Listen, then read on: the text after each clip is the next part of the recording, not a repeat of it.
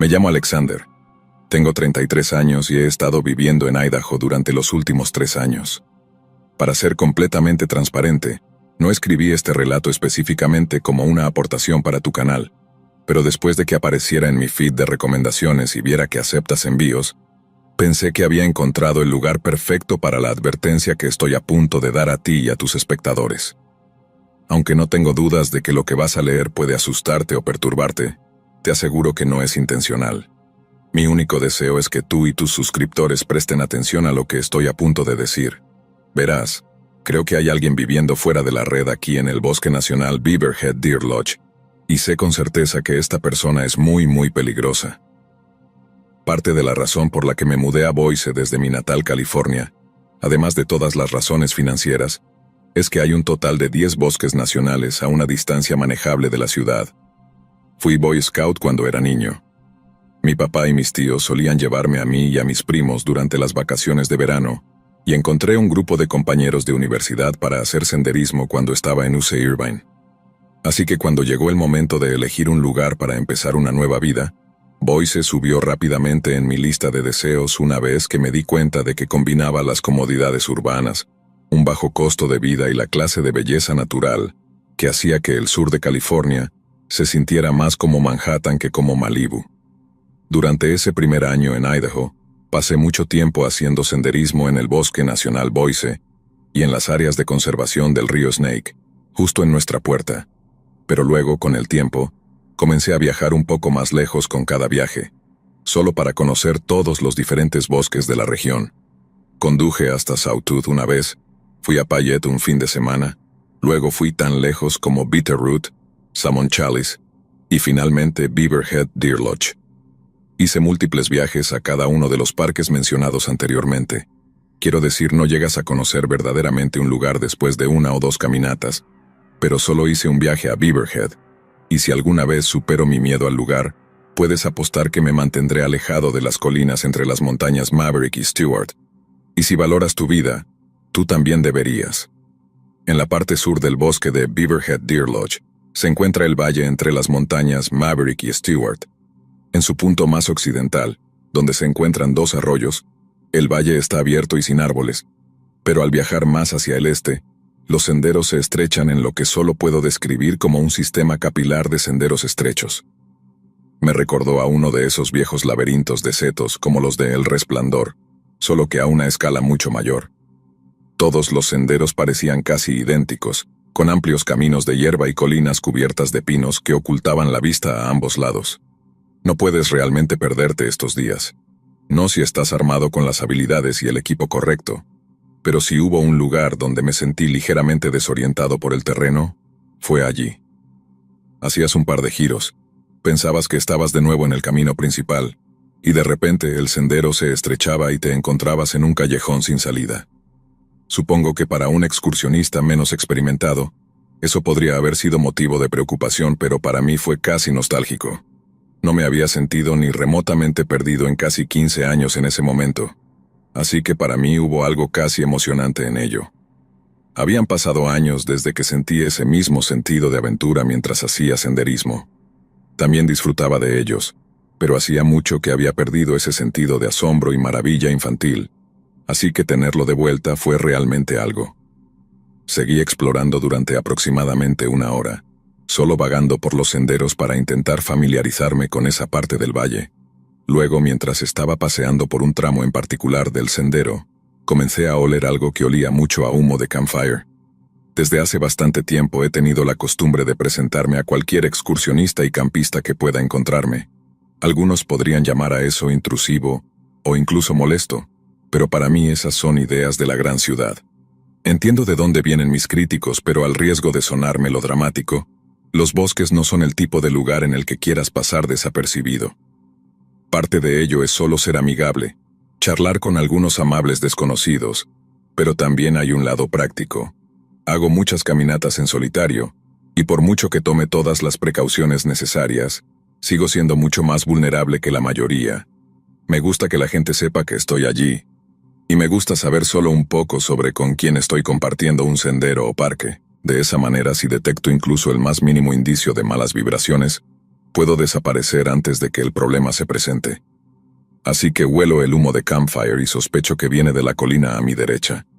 Camino un poco por la pendiente y entonces, lo y behold, el olor a humo se vuelve más y más intenso cuanto más camino.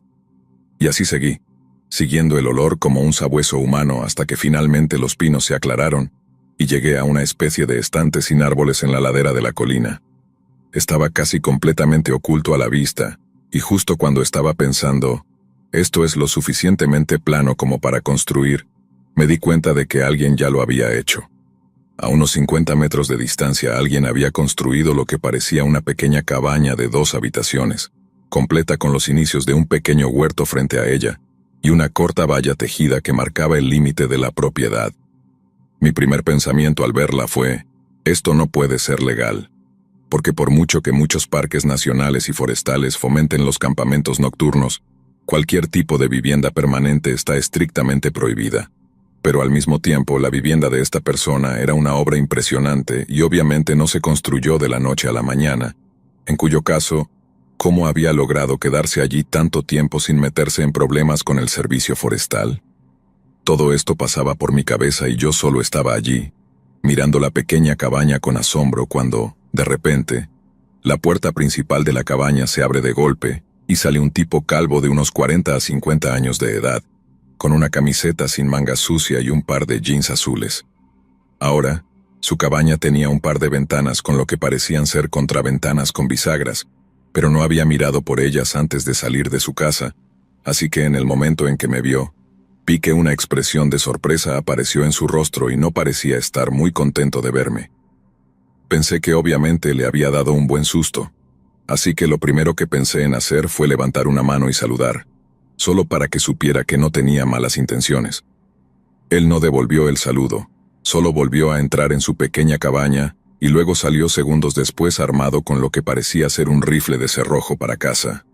Quiero dejar en claro que no había entrado en la propiedad de este hombre, y pongo la palabra propiedad entre comillas a propósito. Tampoco estaba armado ni llevaba conmigo ningún tipo de bastón de trekking cuando me vio. Todo lo que el tipo vio fue a un nerd con gafas, con sobrepeso, un sombrero ridículo y una barba irregular, y su primer movimiento fue ir a buscar su rifle. En el momento en que lo vi, me di la vuelta y comencé a caminar de regreso por la colina hacia la línea de árboles, y mientras caminaba grité, «Está bien, señor, entendí el mensaje. Me voy». La retrospectiva siempre es 20/20, supongo, y supongo que debería haber corrido tan rápido como pude, pero en el momento pensé que correr sería la manera más ruidosa de anunciar mi culpabilidad. Si corría entre los árboles, pensaría que estaba haciendo algo malo. Tal vez dispararía y ahí se acabaría todo.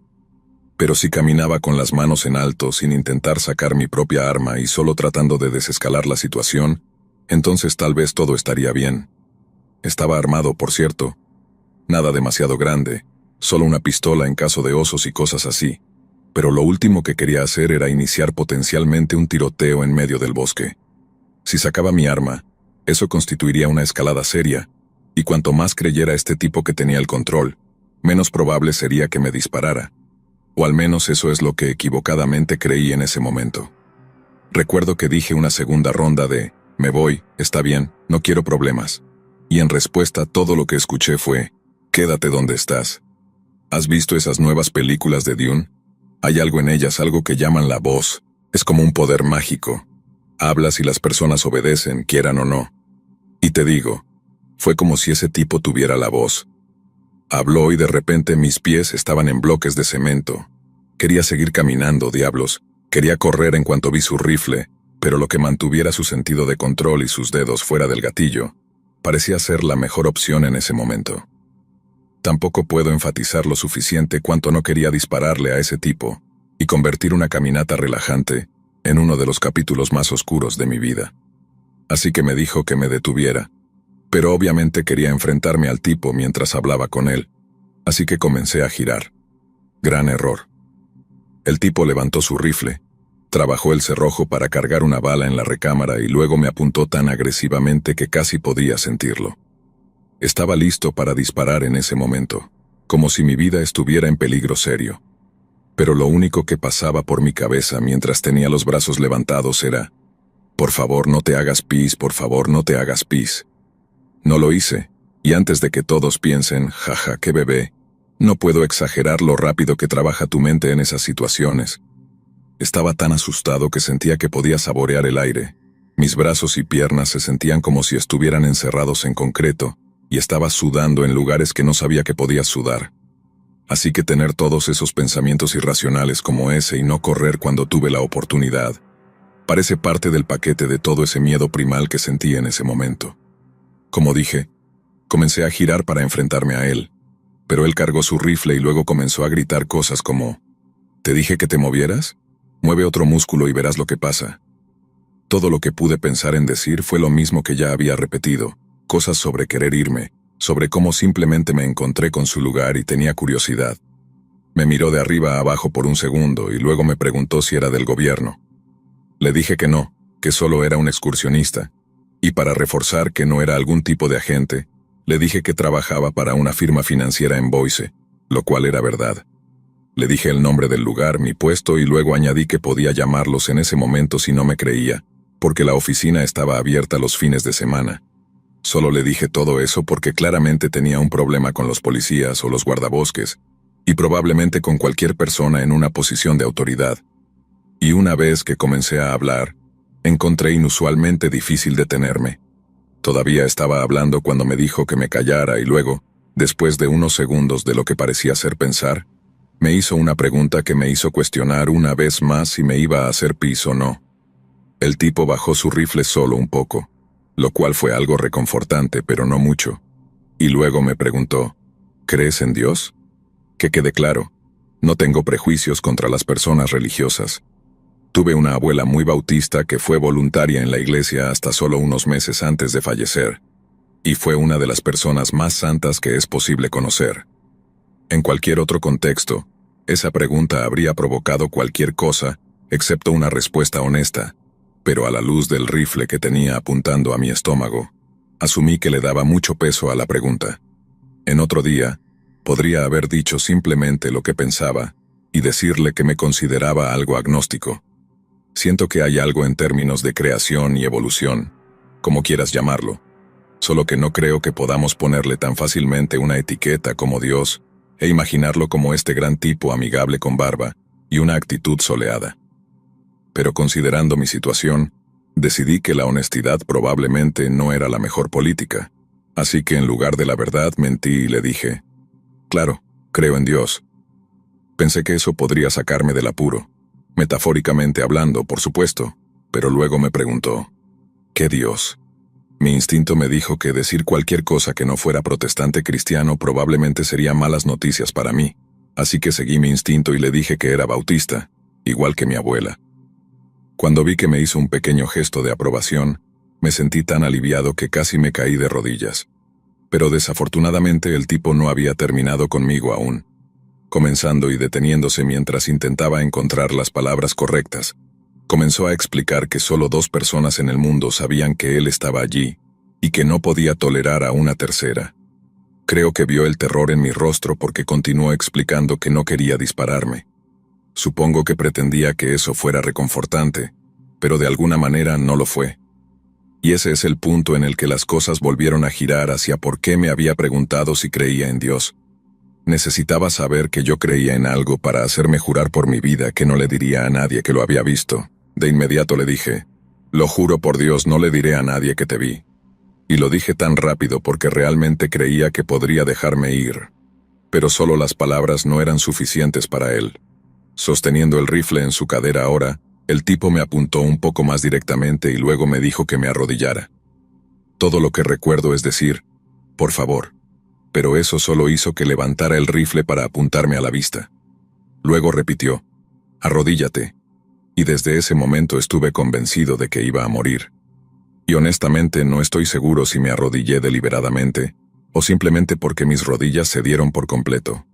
Pensé que en cualquier segundo simplemente pasaría de estar completamente despierto y aterrorizado a la oscuridad. Me volaría los sesos con un solo disparo de ese rifle, y me apagaría como una luz. Recuerdo literalmente pensar: al menos será rápido. Pero en lugar de apretar el gatillo, volvió a hablar. El tipo me dijo que jurara de nuevo a Dios que nunca le diría a otra alma viviente que lo había visto, ni dónde estaba viviendo, ni de qué habíamos hablado. Así que lo hice. Junté las manos como si estuviera rezando, pero no me atreví a cerrar los ojos. Luego juré en voz alta que nunca en 1.000.000 de años le diría a otra de las creaciones de Dios nada de lo que había ocurrido ese día.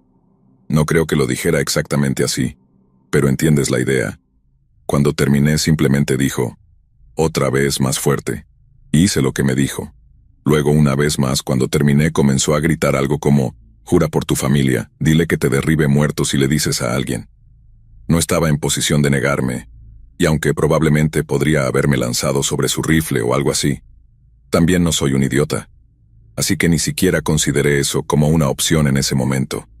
En lugar de eso, intenté lo mejor posible asegurarme de que mantuviera ese sentido de control, porque en el momento en que lo perdiera, las posibilidades de que me disparara aumentarían exponencialmente. Juré por toda mi familia extendida que nunca hablaría de nuestro encuentro mientras viviera. Le dije a él, a Dios y a cualquier otra cosa que estuviera escuchando, que felizmente enterraría a mis seres queridos si rompía mi promesa, y no solo eso, sino que felizmente los seguiría al infierno después si alguna vez mencionaba nuestro encuentro. Dije prácticamente cualquier cosa y todo lo que me vino a la mente. Pero una vez que realmente pensé en mi mamá y mi papá, y en lo devastados que estarían al escuchar que mi cuerpo fue encontrado en esa colina, fue cuando comencé a ponerme sentimental. Supongo que eso fue lo que realmente lo satisfizo al final. Verme ponerme un poco emocional, no solo asustado, sino triste o roto. Solo entonces bajó el rifle. Solo entonces me permitió ponerme de pie. Y solo entonces se me permitió caminar de regreso por la ladera hacia el sendero. Gritó un recordatorio a través de los árboles después de mí, recordándome mis promesas. Y así que, naturalmente, lo primero que hice una vez que tuve señal de celular fue reportar todo el maldito asunto con un detalle excruciante al sheriff del condado de Beaverhead. Como dije, no soy religioso en el sentido tradicional, y aunque lo fuera no habría dejado que ese tipo manipulase mi fe de esa manera. Esto tampoco es una historia inventada en la que voy a mantener el secreto del tipo, o una en la que estoy tan asustado de que venga tras de mí que permanezco en silencio. Estoy dispuesto a admitir que estaba aterrorizado en ese momento. Estaba temblando como una hoja mientras caminaba por esa colina. Pero para cuando llegué a mi auto, estaba más enojado que nunca en mi vida. El estado de ánimo en el que estaba cuando llamé al 911 podría haber acabado con ese hijo de puta 3 veces, pero nuevamente, esa no habría sido la jugada correcta. Lo responsable y adulto que hacer era dejar que las fuerzas del orden se encargaran, y eso es lo que intenté hacer. El único problema fue que después de una semana de presionar al sheriff para que manejara a nuestro posible futuro, me di cuenta de que no se estaba haciendo nada con respecto a mi denuncia. Primero, montones de burocracia significaron que el sheriff se vio obligado a informar a los guardabosques del contingente de Beaverhead sobre la situación, quienes a su vez tomaron la tarea de sus manos después de asegurarle que se pondrían en contacto con respecto a su búsqueda en el área. El día antes de llamar al sheriff por tercera vez, los guardabosques le habían informado que no habían podido localizar ninguna cabaña en el valle debajo de la montaña Maverick. Naturalmente, le dije al sheriff que eso era imposible, ya que había visto la cabaña y a sus ocupantes con mis propios ojos. Luego me tomé la molestia de proporcionarles al menos lo que creo que son las coordenadas exactas que denotan la ubicación de la cabaña. 45 grados, 28 minutos, 30.9 segundos norte, y 113 grados, 12 minutos, 41.1 segundo este. Después de eso, los guardabosques prometieron enviar una segunda partida de búsqueda y aunque esta vez encontraron la cabaña del tipo, el hombre mismo no estaba por ningún lado y la estructura parecía haber estado desocupada durante bastante tiempo. Estaba furioso, por decirlo menos. Tengo mucho respeto por las personas que eligen servir a este país, sin importar la forma en que sea. Pero la ineptitud de las autoridades al permitir que un fugitivo peligroso se les escapara es tan asombrosa como aterradora para mí. No sé con certeza a quién encontré en Beaverhead ese día, pero creo que el 90% de ustedes estaría de acuerdo en que el hombre probablemente era algún tipo de criminal, y que lo más probable es que estuviera usando esa cabaña y ese valle como cobertura para esconderse de las fuerzas del orden. Eso, ¿O era solo un tipo psicopático preparador del fin del mundo, que se deleitaba aterrorizando a un amable desconocido? De cualquier manera, la idea de un segundo encuentro me llenaba de un temor tan intenso, que no estoy seguro de poder ponerlo en palabras. Y es por eso que no he vuelto a Beaverhead desde entonces, y si alguna vez visito esas partes en el futuro, me mantendré alejado de la montaña Maverick. Independientemente de los motivos de ese sádico viejo, supongo que pensó que no iba a ser fiel a mi palabra, porque como dije, cuando los guardabosques finalmente llegaron a su cabaña, el hombre que casi me disparó ya se había ido. Pero eso a su vez me lleva de nuevo al comienzo de este correo electrónico, cuando dije que no era tanto una historia de campamento, sino una grave advertencia para cualquiera que planee hacer senderismo en el suroeste de Montana, al norte de Idaho. Creo que ese tipo sigue por ahí, viviendo fuera de la red. De hecho, estoy seguro de ello. Mi única preocupación es que la próxima persona que se cruce con él no tenga tanta suerte como yo, y en lugar de solo preguntarle, ¿crees en Dios?, temo que sean enviados a conocerlo directamente.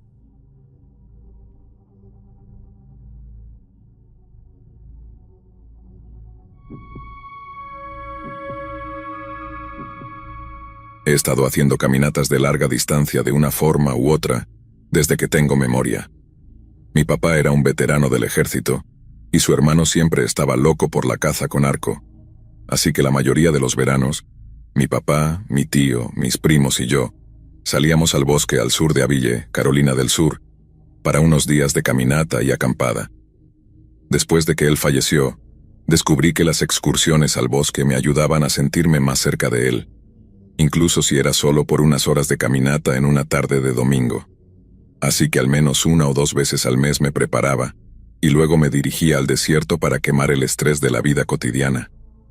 Vivía en Augusta cuando él murió, y aunque había un bonito bosque cerca de Adams Bluff, encontré las áreas entre Stevens Creek y Hamilton Branch State Park, mucho más parecidas a los bosques por los que caminaba de niño. También, para ser preciso, me refiero a Stevens Creek en Carolina del Sur, no al vecindario en North Augusta, por si alguien se confunde. Podías caminar kilómetros y kilómetros sin ver a nadie más que a algún pescador ocasional, así que durante aproximadamente el 90% del tiempo solo estabas tú, el arroyo y los árboles, pacíficos y serenos. Pero una vez, después de conducir desde Augusta una tarde de domingo, estaba a unos 3,5 kilómetros en mi caminata a lo largo de Stevens Creek cuando vi una forma extraña en el bosque a mi izquierda. Como puedes imaginar, estaba acostumbrado a ver nada más que árboles y alguna que otra ardilla al lado del arroyo. Así que ver este gran bulto oscuro captó mi atención casi de inmediato. Me detuve en seco, giré para observarlo bien y vi que alguien había construido una especie de refugio improvisado con madera muerta, apilándola en ángulo contra un árbol. Al principio, pensé que era bastante genial, quiero decir, tenía este aire ligeramente espeluznante, casi de bruja, pero aún así era impresionante ver que alguien había estado allí practicando habilidades de supervivencia o lo que sea. Seguí caminando por el bosque otros 5 o 10 minutos y luego, más adelante, vi otro de esos refugios improvisados. Ese era un poco más grande que el otro, y alguien claramente había puesto mucho más esfuerzo en unir algunas de las piezas más grandes para que todo no se colapsara. Nunca había visto nada como eso en ninguna de mis caminatas anteriores, y aunque parecían un poco espeluznantes, no me preocupaba encontrarme con la persona que los construyó. Quiero decir, tal vez uno de los pescadores que a veces veía llevaba a sus hijos el día anterior, y habían hecho los 2 refugios como una forma de mantenerse ocupados mientras papá intentaba pescar uno grande. Pero luego, poco después de que ese pensamiento cruzara mi mente, vi a alguien más adelante trabajando en uno de los mismos refugios que acababa de mirar. Al acercarme un poco más, me di cuenta de que el tipo parecía tener unos 50 o 60 años, más o menos la misma edad que mi papá cuando falleció. Tenía el pelo canoso y ralo recogido en una cola de caballo, era obeso y llevaba una variedad de colorido equipo de senderismo. Al acercarme, me vio venir, así que dejó lo que estaba haciendo por un momento, me saludó y me deseó una buena tarde. Hablamos un rato de esto y aquello, pero en resumen, dijo que se llamaba Ron, y que estaba haciendo exactamente lo que parecía, practicando la construcción de refugios improvisados. De hecho, lo estaba haciendo con la idea de acampar allí una noche. Solo él, su refugio, y un dosel de estrellas sobre él. Bromeé diciendo que podría terminar mirando nada más que gotas de lluvia si no domina sus refugios antes del otoño, y luego, después de compartir algunas risas, seguí con mi caminata. Mi rutina habitual era que, una vez que llegaba al área cerca de Hamilton Beach, volvía sobre mis pasos y luego recorría el arroyo. Pensé que podría ver a Ron en el camino de regreso, pero no lo vi. Debe haberse ido para cuando regresé a sus refugios. Debo haber hecho 2 o 3 viajes más a Stevens Creek ese verano y, aunque no vi más a Ron, sí vi más de su trabajo. Cada vez que iba de excursión había 1 o 2 refugios más, algunos más grandes que otros, pero siempre construidos con más habilidad. A veces, sentía que Ron y yo estábamos en una especie de conversación silenciosa. Cada vez que iba de excursión, veía cuánto había mejorado. Es un pasatiempo extraño pero saludable. Siempre esperé encontrarme con él de nuevo, aunque solo fuera para saber cómo le había ido en su aventura de acampada de supervivencia. Y es por eso que durante una caminata en particular, a principios de septiembre, no me sentí asustado cuando tuve la sensación de que alguien más estaba en el bosque conmigo. En realidad, me sentí un poco emocionado. Recuerdo caminar por el bosque, justo paralelo al arroyo, y luego literalmente escuchar el chasquido de una rama detrás de mí, lo que me hizo detenerme y girar la cabeza. Pensé que podría ser Ron trabajando en un nuevo refugio, así que me di la vuelta y comencé a caminar en la dirección de donde había oído el sonido. Caminé durante 1 o 2 minutos cuando me di cuenta de que Ron no estaba por ningún lado. Me detuve en seco y comencé a retroceder. Si no era él quien había hecho crujir la ramita, entonces claramente algo más lo había hecho. Y ese algo más podría no ser tan amigable. Como dije, retrocedí hasta mi camino original y seguí caminando a lo largo del arroyo por mi ruta habitual. Giré la cabeza de vez en cuando para mirar detrás de mí, solo para asegurarme de que no me seguían pumas o osos, pero aparte de eso, seguí mi ruta. Siempre llevaba un poco de spray de pimienta y una pistola conmigo. No soy una de esas personas que cree ingenuamente que el spray de pimienta es suficiente para mantenerte a salvo. Quiero decir, aparte de que el olor realmente atrae a todos los osos a los que no rocías directamente, no siempre es solo la vida salvaje de la que tienes que tener miedo. Así que, para cuando llegué a las afueras de Hamilton Branch, estaba convencido de que alguien o algo me estaba siguiendo por el bosque. No lo digo solo por mi sentido equivocado de paranoia, ni porque me haya asustado a mí mismo dejando que mi mente me jugara una mala pasada. Cuando hay un animal depredador cerca, todo se queda mortalmente silencioso. Los pájaros no cantan, los insectos no chirrían. Es como si cada cosa viviente se callara mientras algún hambriento asesino se desliza entre ellos. Como sabes, en las películas, cuando alguien dice, está demasiado silencioso, eso es exactamente de donde viene. Cuando todos y todo están demasiado asustados para hacer ruido. Así que, cuando te digo que sabía que algo me estaba siguiendo ese día, por favor no pienses que soy solo una persona ansiosa que puede hablarse a sí misma hasta ponerse nerviosa. Sé que algo me estaba acechando y lo sé al 100%. Debía estar a 800 metros del comienzo del sendero de Modoc cuando me detuve. Me quité la mochila y luego busqué en ella el Taurus 856 que siempre llevaba conmigo. Siendo un calibre 38 especial, y pesando solo 450 gramos descargado, tiene suficiente potencia para, en teoría, derribar a un animal salvaje mientras es lo suficientemente ligero como para no ser una carga literal donde sea que lo lleve. Siempre me daba esta sensación residual de seguridad, pero esa fue la primera vez que lo saqué de mi mochila con la expectativa de usarlo potencialmente. Sin embargo, no tenía miedo de tener que apretar el gatillo. Tenía miedo de a qué podría tener que apuntarle, ya fuera un oso, un puma o uno de mis semejantes. Lo cargué con un cargador rápido que llevaba conmigo, así que en cuestión de segundos de haber metido la mano en mi mochila, estaba cargado y listo para defenderme. Y después de eso, simplemente me quedé allí por unos momentos, observando el bosque y el sendero, esperando ver si lo que me había estado siguiendo era lo suficientemente impaciente como para rebelarse. Pasó un minuto. Luego me encontré gritando hacia los árboles, «Ron, ¿eres tú?». Supongo que eso no era más que un pensamiento deseoso de mi parte, solo con la esperanza de que Ron, no sé, tal vez me estuviera gastando una broma o algo así. Eso sería espeluznante e inapropiado, pero seguro que sería mejor que un animal salvaje o algún otro extraño acechándome por el bosque. Me quedé en el mismo lugar un poco más. No sé si hice esto por practicidad o solo para calmar mis propios nervios, pero llamé algo como: si alguien me está siguiendo será mejor que pare ahora. Estoy armado y sé cómo usar esta cosa, así que será mejor que paren antes de que alguien sea disparado. Pero nada se movió. Nada se agitó, pero aún podía sentir ojos sobre mí. En este punto me enfrenté a una especie de dilema. Podía desviarme de mi ruta prevista, caminar 3,5 kilómetros en Modoc, y luego caminar en un gran bucle de regreso a mí mismo hasta llegar a mi auto, que estaba estacionado cerca de Clarks Hill. O podría ahorrarme al menos 1 hora de caminata extra y caminar de regreso por donde vine mientras permanecía doblemente vigilante y alerta.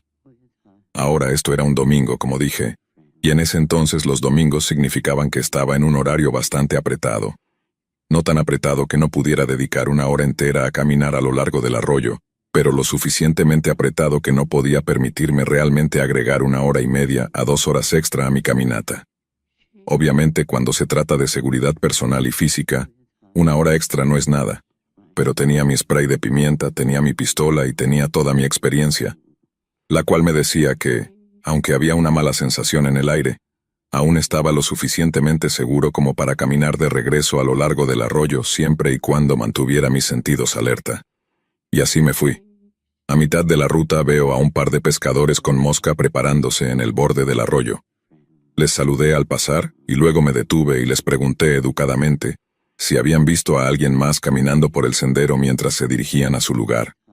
Me dijeron que sí, que habían visto a alguien, pero que estaba caminando en la dirección opuesta, lo que significaba que alguien había estado 100% detrás de mí en el sendero, y había dado la vuelta en algún momento antes de que los viera. Pregunté cómo era esa persona, pensando que podrían describir a Ron, pero no lo hicieron, y la persona que terminaron describiendo no se parecía en nada a Ron. También mencionaron cómo después de desearle una buena tarde al excursionista, el pescador no recibió ningún tipo de respuesta. Aparentemente, este excursionista no respondió más que con un murmullo incómodo y luego siguió con lo suyo. Los dos pescadores entonces comenzaron a preguntar por qué parecía tan preocupado. Así que simplemente les dije que estaba preocupado por alguien siguiéndome, no como un accidente en el que simplemente resultaran estar detrás de mí en el sendero. Era como si alguien estuviera allí y simplemente no quisiera ser visto. Es entonces cuando los dos pescadores compartieron estas miradas muy nerviosas, antes de decirme que el hombre que habían visto llevaba camuflaje pero no tenía ningún tipo de arma de caza con él, y no llevaba ningún tipo de chaqueta naranja de seguridad ni nada por el estilo. Esto no me preocupó al principio. Quiero decir, la gente tiene derecho a caminar por el bosque con equipo militar viejo. Pero en el contexto de mí pensando que me habían seguido, obviamente encontraron el detalle tan escalofriante como yo. Como precaución les dije a los dos pescadores hacia dónde me dirigía y dónde estaba estacionado mi auto, y luego les deseé una tarde muy agradable, y me dirigí. Pero en el camino de regreso a Augusta, no podía dejar de preguntarme si realmente habían sido tan inocentes como esperaba al principio. Supongo que esto sí constituye paranoia de mi parte, pero la idea de que uno de los pescadores me había estado siguiendo solo para retroceder cuando comencé a actuar duro, eso de alguna manera era aún más espeluznante que cualquier otra cosa. Alguien haciéndose el agradable solo para tener intenciones siniestras, como alguien salido de una película de terror o lo que sea, era suficiente para ponerme la piel de gallina, y decidí allí mismo que le daría un amplio margen a Stevens Creek por un tiempo, al menos por 1 mes o 2, para poder regresar y ver qué progreso había hecho Ron, solo que eso nunca sucedió y no planeo volver a Stevens Creek. Y la historia de cómo eso ocurrió comenzó con una llamada telefónica que recibí solo unas semanas después. Acababa de llegar a casa del trabajo cuando escuché sonar mi teléfono desde dentro de mi bolso. No reconocí el número y asumiendo que era una llamada de ventas, casi presioné el botón rojo para rechazarla, pero entonces, no sé, fue como si algo en mi cabeza dijera respóndela. Y cuando lo hice, escuché que era un oficial llamando desde el departamento del sheriff del condado de McCormick, en Carolina del Sur.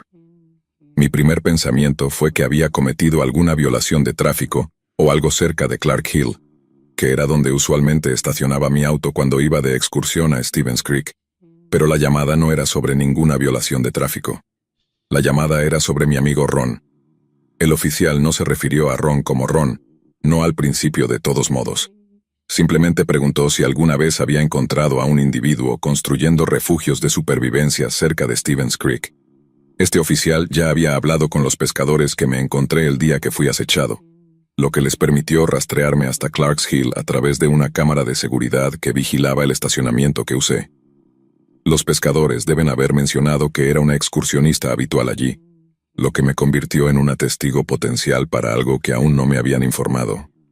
Mis primeros pensamientos fueron que Ron había resultado herido de alguna manera, o tal vez había desaparecido, así que fui muy franca sobre mi interacción con él. Pero luego el oficial hizo alguna alusión a restos humanos encontrados cerca del arroyo, y sentí como mi corazón se hundía lentamente en mi pecho.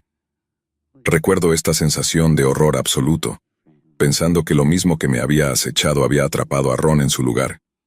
Debe haber estado trabajando en uno de sus refugios, completamente ajeno al bosque que lo rodeaba y luego, ¡bam!, la muerte más dolorosa que puedas imaginar, sin un alma alrededor para escuchar su agonía.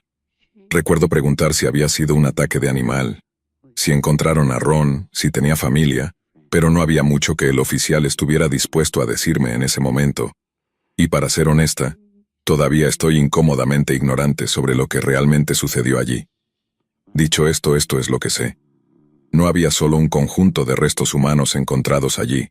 Había dos, y ninguno de ellos pertenecía a alguien llamado Ron. Luego, dado que los dos cuerpos fueron encontrados en uno de los refugios cerca de Stevens Creek, la persona que se hacía llamar Ron era, de hecho, el principal sospechoso del caso.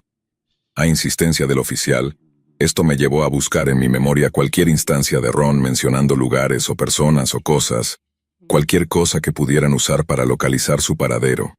No tenía nada. Nuestro intercambio había sido breve y poco emocionante, así que, con pesar, informé al oficial que no podía seguir ayudándolos y esa fue literalmente la última vez que escuché sobre los cuerpos que fueron encontrados cerca del arroyo. Cada tanto, en los años que han pasado, he buscado en la web con la esperanza de encontrar algo, cualquier cosa, para ayudarme a entender qué pasó exactamente allí, pero cada vez que he intentado practicar el arte no tan antiguo del Google Fu, como he oído que se le llama, me he quedado sin resultados. Creo que solo estoy pescando detalles, piezas de información para llenar los vacíos, pero en el fondo creo que entiendo lo que me pasó ese día en Stevens Creek. Creo que evité por poco ser víctima de alguien terrible. No un oso ni un puma, un hombre. Y creo que alguien estaba caminando por el bosque ese día cuando tuve esa sensación espeluznante. Alguien que terminó convirtiendo en víctimas a dos personas inocentes. Y creo que solo por la gracia de Dios evité ese mismo destino.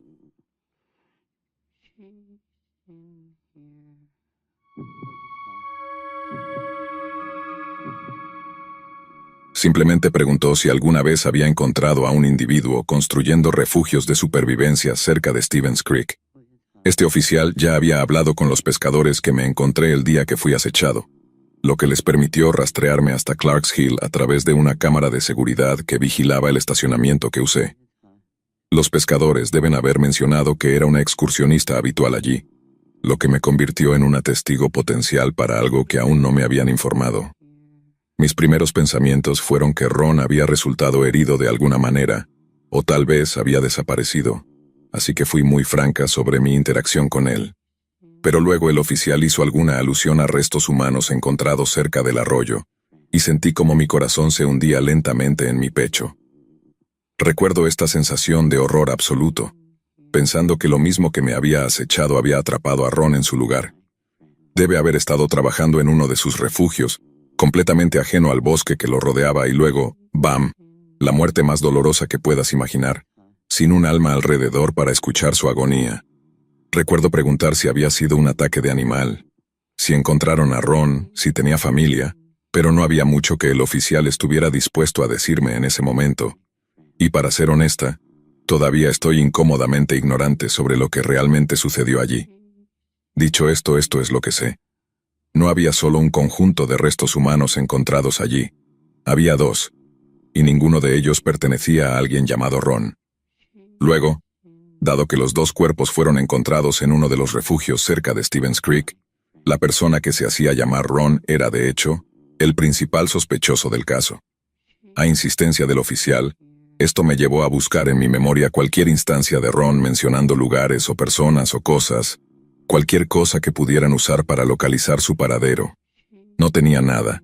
Nuestro intercambio había sido breve y poco emocionante, así que, con pesar, informé al oficial que no podía seguir ayudándolos y esa fue literalmente la última vez que escuché sobre los cuerpos que fueron encontrados cerca del arroyo. Cada tanto, en los años que han pasado, he buscado en la web con la esperanza de encontrar algo, cualquier cosa, para ayudarme a entender qué pasó exactamente allí, pero cada vez que he intentado practicar el arte no tan antiguo del Google Fu, como he oído que se le llama, me he quedado sin resultados. Creo que solo estoy pescando detalles, piezas de información para llenar los vacíos, pero en el fondo creo que entiendo lo que me pasó ese día en Stevens Creek. Creo que evité por poco ser víctima de alguien terrible. No un oso ni un puma, un hombre. Y creo que alguien estaba caminando por el bosque ese día cuando tuve esa sensación espeluznante. Alguien que terminó convirtiendo en víctimas a 2 personas inocentes. Y creo que solo por la gracia de Dios evité ese mismo destino.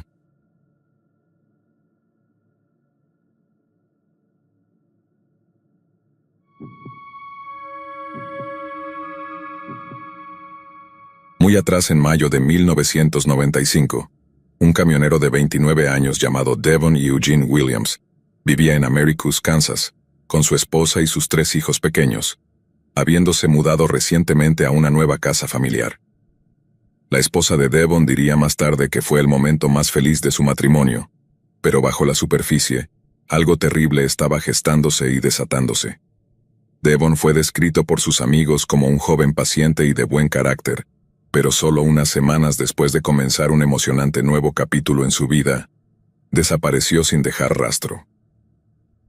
El domingo 28 de mayo de 1995, un camión semirremolque de 10 toneladas y 14 metros con 60 centímetros atravesaba a toda velocidad el Bosque Nacional Tonto de Arizona. El rugido de su motor era tan fuerte que 2 campistas, Lynn y Jack Yarrington, detuvieron temporalmente su caminata para ver de dónde provenía todo el alboroto. Se acercaron a la carretera más cercana y segundos después vieron un semirremolque a toda velocidad, girando imprudentemente de un lado a otro a lo largo de un tramo de carretera, para el que definitivamente no estaba adecuado, y todo a una velocidad vertiginosa, tan rápido que hizo que un escalofrío recorriera las espinas de los Yarrington. Otro grupo de excursionistas que viajaban en coche tuvo un encuentro terriblemente cercano cuando el mismo camión semirremolque se dirigió directamente hacia ellos. Después de un encuentro fortuito en la carretera, los excursionistas lograron desviarse del camino del camión y evitar una muerte súbita y violenta, pero luego afirmaron que el conductor del camión con bigote había permanecido inquietantemente inexpresivo a pesar de haber evitado por poco su propia aniquilación completa. Más tarde ese día, un grupo que se dirigía a un picnic vio el camión estacionado, que para ese momento se había desviado de la carretera y había quedado atrapado en un campo. Después de detener su vehículo, uno del grupo del picnic salió de su coche y le preguntó al conductor del camión si necesitaba ayuda. La respuesta del conductor fue tan escalofriante como confusa. «Ellos me hicieron hacerlo», dijo, como si respondiera a una pregunta que no se había hecho. El buen samaritano, un hombre llamado Charles Hall, le preguntó al conductor del camión, «¿Quién te hizo hacer qué?». A lo que el conductor respondió con voz nerviosa, «No puedes ayudar, nadie puede, nunca lo sacaré de ahí. Voy a ir a la cárcel». Cuando Charles oyó la palabra cárcel, se dio cuenta de que podría haber tropezado con algo profundamente siniestro. Accedió a dejar al conductor del camión solo, pero más tarde contactó al departamento del sheriff local, hablando con el oficial Wells sobre el comportamiento sospechoso del hombre. Al igual que los campistas, el oficial estaba confundido sobre por qué un vehículo tan grande conduciría por carreteras forestales inadecuadas, y fue a investigar. Al llegar, descubrió el semirremolque atascado en un barro profundo en un prado, no lejos de la carretera forestal 137 en el área de Box Springs. Una vez que el oficial Wells miró dentro del camión, descubrió que la carga estaba intacta y sin perturbaciones. 1,200 cajas de lechugas y fresas con la refrigeración aún funcionando. El vehículo parecía completamente abandonado, y la cabina estaba firmemente cerrada con llave. El oficial Wells revisó su computadora nacional de crímenes y descubrió que no había reportes de un camión o un conductor desaparecido. También declaró más tarde que, al mirar por la ventana de la cabina del camión, notó que el interior estaba bien cuidado, y no había indicios de que hubiera ocurrido algún juego sucio. Más tarde ese día, Lynn y Jack Yarrington estaban conduciendo por la carretera forestal 321 cuando se encontraron con un hombre de pie entre algunos árboles al borde de la carretera. Según los Yarrington, detuvieron su coche solo para ver que el hombre estaba arrodillado en el suelo, mirando un árbol y parecía estar murmurando para sí mismo. La pareja dijo que era imposible entender exactamente lo que estaba diciendo y, después de que Jack le preguntó si el hombre necesitaba ayuda, él simplemente respondió: «Tengo que encender la parrilla». Momentos después, Jack vio cómo el extraño sacaba un billete de $20 del bolsillo de su camisa. Luego el extraño tomó una piedra, sostuvo el billete en el suelo y comenzó a golpearlo con la piedra, como si intentara encender una llama. Profundamente alarmados por lo que estaban viendo, los Yarrington regresaron a su coche, solo para que el extraño gritara ininteligiblemente antes de lanzar la piedra en su dirección. Luego pareció tropezar en dirección a los Yarrington, lo que les llevó a huir inmediatamente de la escena. Solo más tarde se confirmó que el hombre extraño era el conductor del camión, Devon Williams, y lamentablemente, fue la última vez que se le vio con vida. Cuando no cumplió con su horario de entrega, y convencidos de que nunca abandonaría voluntariamente un envío, los compañeros de trabajo de Devon informaron su desaparición. Los investigadores comenzaron a rastrear los movimientos de Devon antes de su desaparición, y descubrieron que dejó su hogar el 23 de mayo, dirigiéndose al oeste en una ruta que había tomado muchas veces antes. Entregó su carga exitosamente en California, recargó su camión para su viaje de regreso al Medio Oeste, y luego tuvo una breve conversación con su jefe, Tom Wilson. Wilson declaró más tarde que todo parecía estar bien, y que Devon no estaba actuando de manera extraña. Era puntual, parecía lúcido y no dio indicios de que algo estuviera mal. Unas noches más tarde, en la noche del sábado 27 de mayo, Devon llegó a Kingman, Arizona. Llamó a su jefe por segunda y última vez para asegurarle que llegaría a Kansas City según lo planeado, pero agregó un inquietante comentario cuando se quejó de insomnio. Su jefe le preguntó si podría completar su viaje, pero Devon una vez más le aseguró que estaría bien. Sin embargo, según los informes policiales, Devon nunca salió de Arizona. El detective de personas desaparecidas de Arizona, Bruce Cornish, declaró más tarde que él y su equipo estaban completamente desconcertados respecto al posible destino de Devon. No era un criminal ni un drogadicto y no tenía antecedentes de problemas de salud mental antes de su desaparición, lo que dificultaba encontrar explicaciones fáciles. Esto llevó a muchos a teorizar que la desaparición de Devon fue completamente voluntaria, con algunos señalando que ciertos objetos personales habían sido retirados del camión. No obstante, las autoridades montaron una búsqueda a gran escala del camionero desaparecido, utilizando patrullas a pie, perros de búsqueda, vehículos todoterreno y docenas de voluntarios civiles. Se les dijo a los equipos de búsqueda que buscaran pedazos de ropa e incluso fragmentos de hueso. Pero a pesar de días de búsqueda, no se encontró ni un solo rastro de Devon Williams. Esto también constituyó una anomalía escalofriante, ya que hasta ese momento, el equipo de búsqueda y rescate de Scottsdale Bay encargado de recuperar sus restos, no había fallado en traer a casa a una persona desaparecida, ya fuera viva o muerta. La desaparición de Devon marcó la primera vez que no lograron encontrar a una persona desaparecida, lo que para muchos fue tan inquietante como desconcertante. 2 años más tarde, el 2 de mayo de 1997, 2 excursionistas estaban recorriendo el fondo del Mogollon Rim del condado de Gila, cuando tropezaron con los restos de un cráneo humano. Los registros dentales confirmaron más tarde lo que muchos temían. El cráneo pertenecía al camionero desaparecido, Devon Williams. Aunque el cráneo estaba dañado, un forense determinó que era imposible concluir si esto era el resultado de un acto violento deliberado o el resultado de carroñeros consumiendo un cadáver tras una muerte accidental. Algunos sugirieron que el comportamiento errático de Devon fue el resultado de un episodio diabético. Otros argumentaron que la falta de sueño o una enfermedad mental eran los culpables. Algunos incluso proponen que Devon fue víctima de una forma lenta de envenenamiento por monóxido de carbono, debido a una fuga en la cabina de su camión. Pero hasta la fecha ninguna de estas teorías ha sido confirmada de manera irrefutable.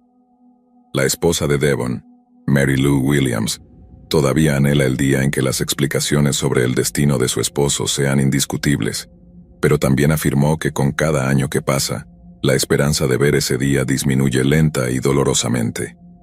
Mary Lou ha dicho que cuando su esposo fue catalogado como persona desaparecida, la falta de respuestas concluyentes causó un terrible sufrimiento a sus hijos, pero el descubrimiento del cráneo de Devon solo trajo una pizca de cierre mórbido a la familia, ya que muchas preguntas aún permanecen. Por ejemplo, ¿qué hizo que Devon se desviara tanto de su ruta prevista? Y si su estado mental se vio afectado, ¿qué causó exactamente un colapso mental tan catastrófico? Sin embargo, algunos sugieren que Devon estaba completamente en su sano juicio cuando desvió su camión de la carretera, ya que antes de abandonarlo, aseguró que la cabina estuviera cerrada con llave. A menos que Devon sufriera algún tipo de colapso mental rápido en el espacio de solo 2 a 3 horas, entonces algo lo asustó tanto que hizo cosas que la mayoría consideraría altamente irracionales y perjudiciales para su salud. Algunos dicen que el miedo puede llevar a un hombre a la locura, en cuyo caso, ¿de qué tenía Devon Williams tanto miedo?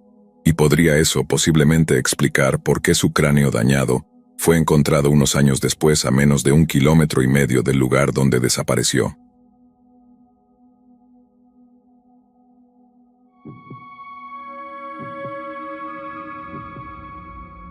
Mi nombre es Ana María, y la historia que estoy a punto de contarles es la más aterradora experiencia de mi vida. Todo comenzó con unas vacaciones en África que planeé con un grupo de amigos. La idea era explorar, disfrutar de la naturaleza y desconectarnos de la rutina diaria. Jamás imaginamos que nos enfrentaríamos a una pesadilla viviente. Llegamos a África llenos de entusiasmo. Nos unimos a un tour que nos llevaría a un remoto bosque, conocido por su belleza y biodiversidad. Éramos un grupo de 10 personas, cada una con su propio equipo y provisiones para unos días de caminata y campamento. Nuestro guía, un hombre local llamado Kamau, parecía conocer la zona como la palma de su mano. Kamau era un hombre alto, de complexión fuerte y piel oscura. Siempre llevaba una sonrisa cálida en su rostro, lo que nos hacía sentir seguros y confiados. El primer día fue perfecto. Caminamos por senderos serpenteantes, rodeados de una exuberante vegetación. Los árboles eran altos y frondosos, formando un dosel que apenas dejaba pasar la luz del sol. A nuestro alrededor los sonidos de la selva eran constantes. El canto de los pájaros, el zumbido de los insectos y el ocasional rugido de un animal distante. Vimos animales exóticos como antílopes, monos y aves de colores vibrantes. Tomamos innumerables fotos intentando capturar la magia del lugar. Esa noche acampamos cerca de un pequeño río. Montamos nuestras tiendas de campaña y encendimos una fogata. La luz del fuego bailaba en la oscuridad, proyectando sombras en los árboles cercanos. Nos sentamos alrededor del fuego compartiendo historias y risas. Era difícil imaginar que algo malo pudiera ocurrir en un lugar tan idílico. Kamau nos contó leyendas locales sobre la selva, historias de espíritus protectores y animales míticos. Nos reímos y disfrutamos de la compañía, sintiéndonos afortunados de estar en un lugar tan hermoso. El segundo día, sin embargo, las cosas comenzaron a cambiar. Kamau decidió desviarse del camino principal para mostrarnos un área menos transitada. La selva se volvió más densa y el sendero menos evidente. Pronto, perdimos de vista cualquier señal de civilización. A medida que avanzábamos, la tensión comenzó a crecer. Kamau parecía cada vez más inseguro de la dirección, y su preocupación se contagiaba a todo el grupo. Los senderos se estrechaban y las ramas nos arañaban la piel, dejando pequeños cortes y rasguños. Llegó un punto en que supimos que estábamos perdidos. La noche se cernía sobre nosotros, y con ella una oscuridad impenetrable. Acampamos en un claro improvisado, tratando de mantener la calma. Pero los sonidos de la selva parecían más amenazantes que nunca. Criaturas nocturnas, insectos, y el constante murmullo del bosque nos rodeaban. Encendimos una pequeña fogata, pero su luz parecía insignificante en la vastedad de la noche. A medida que la oscuridad avanzaba, los sonidos del bosque se intensificaron. Oímos ruidos de pasos entre los arbustos y el crujido de ramas. El viento soplaba, haciendo que las hojas susurraran inquietantemente. Nos sentamos en círculo, tratando de mantenernos cerca del fuego. Cada pequeño ruido nos hacía saltar, nuestros corazones latiendo con fuerza en nuestros pechos. Kamau intentó tranquilizarnos, asegurándonos que encontraríamos el camino de regreso al amanecer, pero en el fondo, todos sabíamos que estábamos en una situación desesperada. Al tercer día, nuestro miedo se volvió palpable. Caminamos sin rumbo, esperando encontrar alguna señal que nos indicara el camino de regreso. Fue entonces cuando vimos algo que nunca olvidaré. En la distancia, una figura humana se movía entre los árboles. Pensamos que podría ser alguien del lugar, quizás una ayuda. Nos acercamos con cautela, pero lo que vimos nos dejó helados. Era un grupo de personas, una tribu vestidos con ropas tradicionales y pintados de manera intimidante. Sus cuerpos estaban cubiertos de pinturas de guerra, y llevaban adornos de huesos y plumas. Al principio, no entendimos la gravedad de la situación. Pero cuando vimos a uno de ellos arrastrando a un hombre amordazado y atado, la realidad nos golpeó. Estábamos frente a una tribu caníbal. Retrocedimos lentamente, tratando de no hacer ruido. Pero el horror que presenciamos fue indescriptible. Vimos cómo llevaban a sus prisioneros a un claro, donde había un fuego encendido y herramientas afiladas. Nos escondimos detrás de unos arbustos, observando con terror. Los hombres de la tribu comenzaron a preparar lo que parecía ser un ritual. Bailaban y cantaban alrededor del fuego, mientras los prisioneros eran atados a estacas. El líder de la tribu, un hombre de aspecto imponente con una máscara de madera, se acercó a uno de los prisioneros. Con un movimiento rápido levantó un cuchillo y... no puedo ni decirlo. Los mataban y devoraban. La sangre corría por el suelo, y los gritos de los prisioneros resonaban en la selva. Era una escena de pesadilla, algo que solo habíamos visto en películas de terror. Pero esto era real, y estábamos ahí, presenciándolo. Nuestro miedo se transformó en puro pánico. Empezamos a correr sin rumbo, sabiendo que estábamos en un peligro mortal. La tribu nos vio y comenzó a perseguirnos. Eran rápidos, y sus gritos llenaban el aire, haciéndonos saber que no tenían intención de dejarnos escapar. Los hombres de la tribu llevaban lanzas y machetes, y corrían a través del bosque con una agilidad aterradora. Corrimos durante lo que parecieron horas. El bosque se convirtió en un laberinto sin salida. Las ramas y espinas nos cortaban la piel, y el suelo irregular hacía que tropezáramos constantemente. Perdimos a 2 de nuestros amigos esa noche. Los escuchamos gritar mientras eran atrapados. No había nada que pudiéramos hacer. Nuestro grupo se reducía, y la esperanza disminuía. Llegó un momento en que solo quedábamos 5. Estábamos agotados, heridos y desesperados. Nos escondimos en una cueva esperando que la oscuridad nos diera algo de protección. Pero sabíamos que no podríamos quedarnos ahí para siempre. Necesitábamos encontrar una manera de salir del bosque y pedir ayuda. La cueva era fría y húmeda, y el sonido del agua goteando resonaba en su interior. Nos acurrucamos juntos, intentando encontrar algo de consuelo en la cercanía. Con el primer rayo de luz, reanudamos nuestra huida. Nos movimos con más cautela, evitando hacer ruido y manteniéndonos juntos. Fue entonces cuando encontramos un pequeño arroyo. Kamau, quien había sido nuestra guía y ahora también nuestra esperanza, sugirió que lo siguiéramos. Los arroyos suelen llevar a ríos más grandes y eventualmente a la civilización. Seguimos el arroyo durante horas, manteniéndonos alerta a cada sonido y movimiento. El agua fría nos ayudaba a mantenernos despiertos y enfocados. Fue entonces cuando oímos voces. No eran gritos de guerra ni cantos tribales, sino voces humanas, hablando en un idioma conocido. Nos acercamos lentamente y vimos a un grupo de turistas con su guía, justo en el borde del bosque. Corrimos hacia ellos gritando y llorando. Nos rescataron y nos llevaron de vuelta a la civilización, pero el costo de nuestra supervivencia fue alto. De los 10 que habíamos comenzado el viaje, solo 4 regresamos. Las heridas físicas sanarían con el tiempo, pero las cicatrices emocionales perdurarían para siempre. Hasta el día de hoy, los recuerdos de esa experiencia me persiguen. Cada noche revivo los horrores que vimos y el miedo que sentimos. La selva, que una vez me pareció un lugar de belleza y misterio, ahora está teñida de sangre y terror en mi mente. A menudo me despierto en medio de la noche, sudando y con el corazón latiendo con fuerza, recordando los gritos de mis amigos y la mirada hambrienta en los ojos de la tribu. Contar esta historia es mi manera de honrar a los que no volvieron y de advertir a otros sobre los peligros ocultos en lugares que parecen ser paradisíacos. Nunca sabemos qué horrores pueden acechar en los rincones más oscuros del mundo. Lo que comenzó como unas vacaciones soñadas, se convirtió en una lucha desesperada por la supervivencia, y aunque logramos escapar, nunca seremos los mismos. Por favor, si alguna vez se encuentran en una situación similar, recuerden mantener la calma, confiar en sus instintos y nunca subestimar los peligros que pueden estar ocultos en los lugares más inesperados.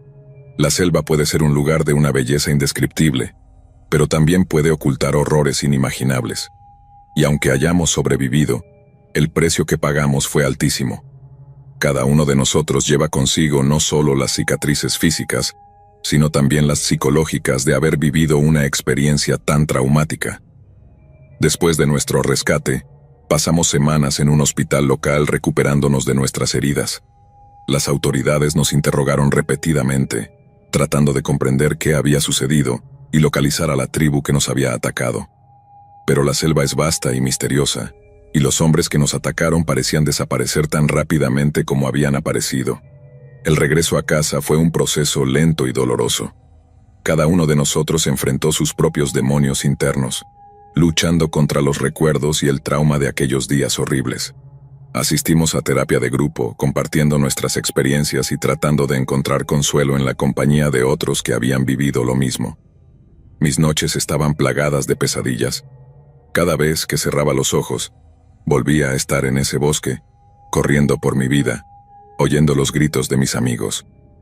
El simple crujido de una rama o el sonido del viento en los árboles podían desencadenar un ataque de pánico, pero sabía que debía ser fuerte, no solo por mí, sino también por aquellos que no habían logrado escapar.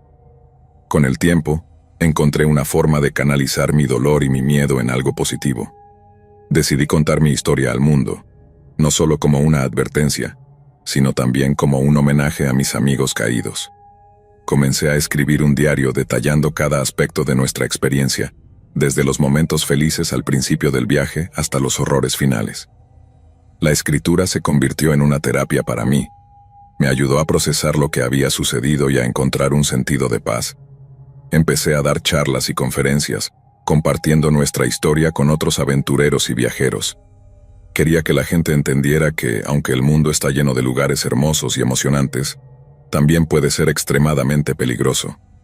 A pesar de todo lo que habíamos vivido, intenté retomar mi vida. Regresé a mi trabajo y traté de establecer una rutina normal. Sin embargo, no fue fácil. La gente a menudo me miraba con compasión o curiosidad morbosa, queriendo saber más sobre mi experiencia. Aprendí a manejar sus preguntas con gracia y a centrarme en las cosas positivas de mi vida. Kamau, nuestro guía, se convirtió en un amigo cercano. Aunque había fallado en llevarnos a salvo a través de la selva, había demostrado ser increíblemente valiente y dedicado a nuestra supervivencia. Juntos fundamos una organización sin fines de lucro para educar a otros sobre la seguridad en la naturaleza y ayudar a las comunidades locales en áreas remotas. Mi historia no es solo una advertencia sobre los peligros que pueden acechar en lugares desconocidos, sino también un testimonio de la fuerza del espíritu humano.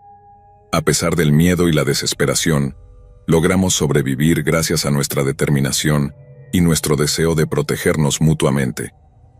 Quiero que todos los que escuchen o lean esta historia comprendan la importancia de estar preparados, de respetar la naturaleza y de ser conscientes de los riesgos. Nunca se sabe lo que puede suceder, pero estar informado y alerta puede marcar la diferencia entre la vida y la muerte. Finalmente, quiero dedicar estas palabras a mis amigos que no regresaron con nosotros. Sus vidas fueron truncadas de manera brutal e injusta, y su recuerdo vive en nuestros corazones. Cada día trabajo para honrar su memoria y asegurarme de que su sacrificio no haya sido en vano. La vida es frágil y preciosa, y nunca debemos darla por sentada. Viajar y explorar el mundo es una experiencia maravillosa, pero siempre debemos hacerlo con precaución y respeto.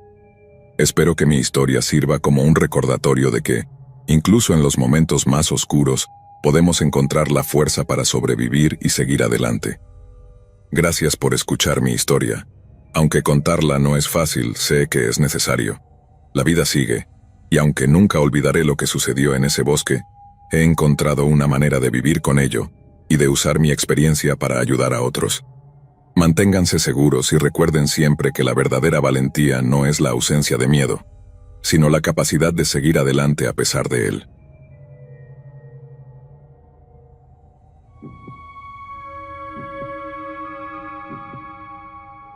Esto ocurrió hace unos 15 años en México. Mi papá, unos amigos y yo estábamos en el bosque recogiendo leña en un viejo camino de tierra usado principalmente por el ganado en los ranchos, sin ningún otro tráfico por esa área. 10 minutos después, una camioneta nueva con ventanas polarizadas que venía en dirección opuesta se detuvo a unos 7,5 metros del camión de mi papá. Podíamos escuchar a alguien llorando en la camioneta, probablemente una mujer, pero no estoy seguro. Yo, teniendo 10 años, no pensé mucho en ello y continué recogiendo ramas caídas. Su camioneta se detuvo, pero nadie salió del vehículo. Mi papá nos dijo que eso era suficiente por el día y que se estaba haciendo oscuro. Todos los hombres mayores del grupo parecían saber que algo estaba pasando y se subieron al camión con prisa. Incluso me aplasté el dedo en la puerta por eso, pero de nuevo no pensé mucho en ello aparte de mi dedo ensangrentado. Recuerdo que mi papá conducía rápido y hablaban en murmullos, pero era conversación de adultos para mí, y todo lo que podía pensar era en mi dedo y el dolor. Cuando llegamos al pueblo, mi papá se tomó unas cervezas y hablaron. Varios años después, cuando tenía 20 y tantos años, ese recuerdo volvió y conecté los puntos sobre lo que habíamos presenciado. Nunca había sentido tanto miedo en mi vida. Hasta el día de hoy, la cosa más aterradora que me ha pasado es que no tengo el valor de mencionárselo a mi papá, pero estoy bastante seguro de que fue algún tipo de asunto relacionado con el cartel. Por alguna razón decidieron que no vimos nada. Además, esto se debe a que, en aquella época y en mi área nunca se escuchaba de crímenes así. El único crimen era cartel contra cartel, súper secreto. Así que estoy seguro de que quien estuviera adentro probablemente tenía algo que ver con ellos, si es que fue relacionado con el cartel. Es posible que pudiera haber sido algo completamente diferente, pero solo puedo imaginar lo que sintió mi papá teniendo a mí y a sus amigos allí, y viendo algo que no deberíamos haber visto. Pudo haber salido terriblemente mal para todos nosotros.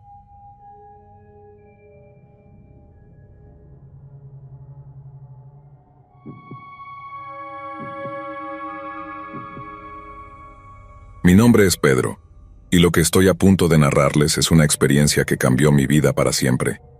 Lo que comenzó como un simple campamento con mis primos en el idílico y majestuoso Black Forest en Alemania, se convirtió en una de las pesadillas más aterradoras que jamás haya vivido. Nunca imaginé que esa escapada en el bosque terminaría de la manera en que lo hizo, dejando una cicatriz permanente en mi corazón. Era verano, y mis primos y yo habíamos decidido pasar una semana acampando en el Black Forest, un lugar famoso por su densa vegetación, sus arroyos cristalinos y su tranquilidad abrumadora. Llegamos al campamento con nuestros equipos, listos para una aventura llena de caminatas, fogatas y cuentos de miedo bajo las estrellas. Éramos un grupo de 5, mis primos mayores, Lucas y Mateo, mi primo menor, Josué, de apenas 8 años, y yo, de 16 años. Montamos nuestras tiendas cerca de un claro, a unos metros de un arroyo que nos proporcionaba agua fresca y un sonido relajante por las noches. El bosque estaba lleno de vida, con aves cantando y pequeños animales corriendo entre los árboles. Los primeros días fueron perfectos. Exploramos los alrededores, pescamos en el arroyo y nos contamos historias de terror alrededor de la fogata, disfrutando de la compañía y la libertad que solo la naturaleza puede ofrecer. El cuarto día, decidimos aventurarnos un poco más lejos de nuestro campamento habitual. Habíamos escuchado sobre una cascada oculta en una parte menos transitada del bosque, y estábamos decididos a encontrarla. Nos pusimos en marcha temprano en la mañana, llevando con nosotros solo lo esencial: agua, bocadillos y nuestras linternas. A medida que nos adentrábamos en el bosque, la vegetación se volvía más densa y el sendero menos visible. El suelo estaba cubierto de hojas húmedas y ramas caídas que crujían bajo nuestros pies. Seguíamos adelante, guiados por un mapa rudimentario y nuestra curiosidad. Después de horas de caminata, comenzamos a dudar de nuestra orientación. El sol se ocultaba lentamente detrás de los árboles, y las sombras se alargaban, creando un ambiente cada vez más inquietante. Justo cuando estábamos a punto de regresar, escuchamos un ruido en la distancia. Era una voz humana. Nos dirigimos hacia el sonido y, para nuestra sorpresa, encontramos a un hombre parado en un pequeño claro. Era alto y delgado, con una barba descuidada y ropas desgastadas. A primera vista parecía amigable. Nos sonrió y se presentó como Hans, un excursionista local que conocía bien el área. Hans nos preguntó qué estábamos haciendo tan lejos de los senderos principales y nos ofreció su ayuda para encontrar la cascada. A pesar de su apariencia desaliñada, su tono era amable y sus ojos parecían sinceros. Decidimos aceptar su oferta, agradecidos por la ayuda inesperada. Nos guió por un camino que no habíamos visto antes, hablando sobre la historia del bosque y las leyendas locales. Mientras seguíamos a Hans, noté que Josué, mi primo más pequeño, se había quedado rezagado, entretenido recogiendo piedras y observando insectos. Le grité que se acercara, pero Hans me aseguró que no había nada de qué preocuparse, que el bosque era seguro. Sin embargo, algo en su tono me hizo sentir una punzada de inquietud. Continuamos caminando, pero no podía dejar de mirar hacia atrás para asegurarme de que Josué estaba bien. De repente, Hans se detuvo y señaló un camino entre los árboles. Dijo que la cascada estaba cerca y que iría a buscar algo que había dejado escondido en una cueva cercana. Nos pidió que esperáramos y desapareció entre la vegetación. Pasaron los minutos, y Hans no regresaba. La inquietud creció en nosotros y decidimos volver al campamento. Llamé a Josué, pero no respondió. Mi corazón comenzó a latir con fuerza mientras corría hacia donde lo había visto por última vez. No estaba allí. Comenzamos a buscar frenéticamente, gritando su nombre. Fue entonces cuando vi algo que me heló la sangre. Un rastro de huellas que se adentraba en el bosque, acompañado de marcas en el suelo, como si alguien hubiera sido arrastrado. Nos lanzamos a seguir las huellas, gritando el nombre de Josué, esperando que respondiera.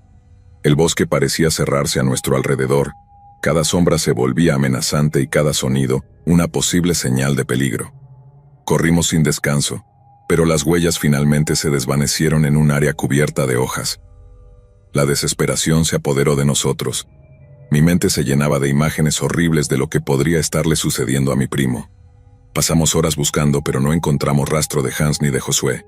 La noche cayó y nos vimos obligados a regresar al campamento para buscar ayuda. El camino de regreso fue un tormento. Cada crujido de una rama, cada susurro del viento, parecía burlarse de nuestra desesperación. Al llegar, encendimos la fogata y nos quedamos en silencio, consumidos por la impotencia. Al amanecer, corrimos al pueblo más cercano y alertamos a las autoridades. Pronto, se organizó una búsqueda con guardabosques y voluntarios locales. Los días siguientes fueron un torbellino de preguntas, mapas y patrullas incansables por el bosque.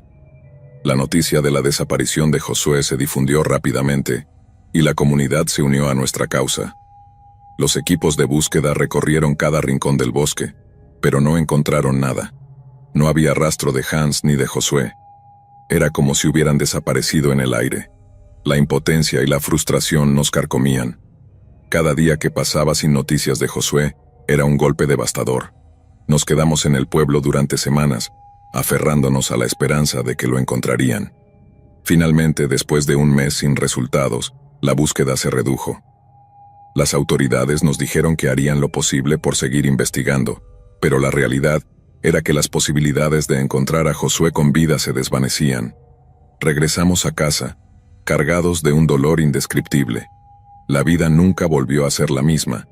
Mi familia quedó destrozada. Mis primos y yo nos apoyamos mutuamente, pero el vacío dejado por la ausencia de Josué era insoportable. Cada vez que recordaba ese día en el bosque, sentía una mezcla de culpa e impotencia. Habíamos confiado en un extraño, y eso nos había costado lo más valioso de nuestras vidas. Hasta el día de hoy la desaparición de Josué sigue siendo un misterio.